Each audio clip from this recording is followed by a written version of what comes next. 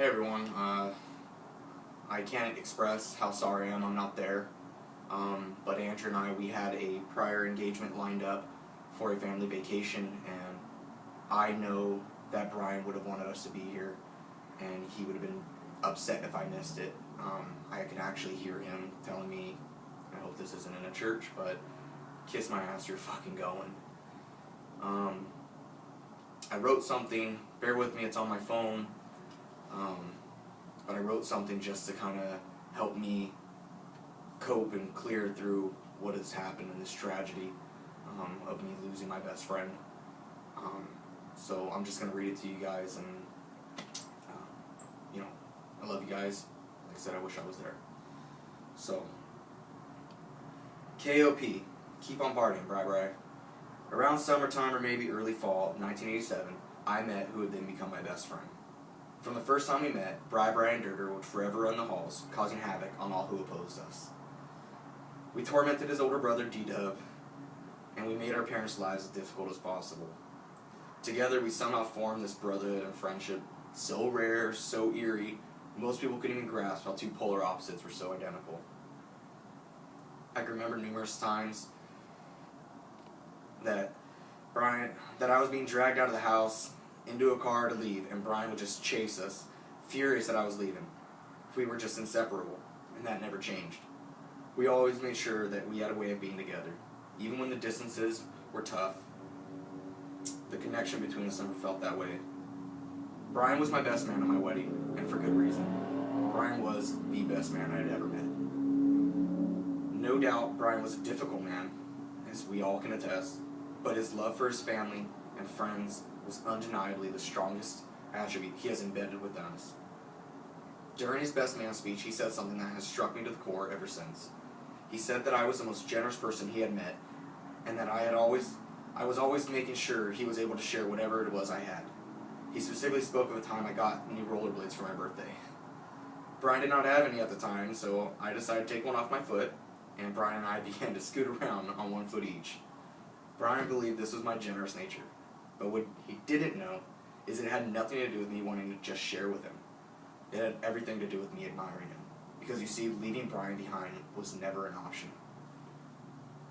From the time we were kids, separating us was always forced upon us. We both couldn't fathom not being in each other's lives. Of course, there were times where Brian and I disagreed on things, and as very different people tend to do.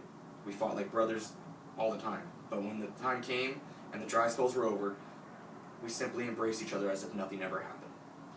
You see, Brian was the person that you felt honored to be around. He made everyone who became close feel as if they were his best friend. He would be the first person to help out when one in need without ever expecting anything in return. Maybe some beer at the end of the day, who knows. Brian was simply a good man, or as he would appreciate us saying, a good wood. He loved his family and friends fiercely. He loved having a good time with them. And most importantly, he had so many to love and to love him in return.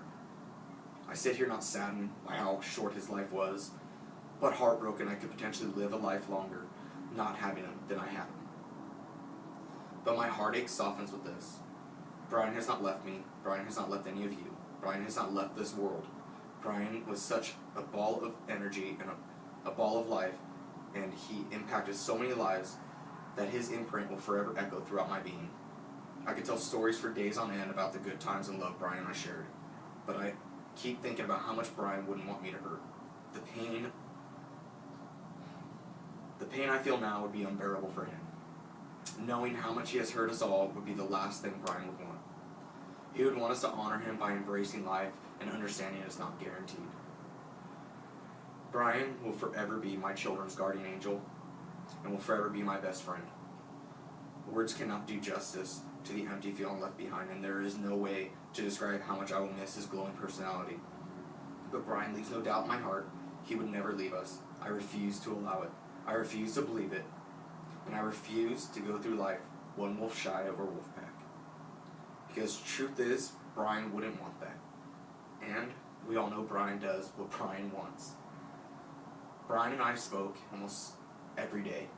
On the way to work, on the way home, when he got home at night. And we always said something to each other that was just between us or just funny. He probably said it to half of you guys there. So I leave you with this, and I leave my condolences with Brian and all of you. So from the great words of Leslie Chow, so long, gay boy.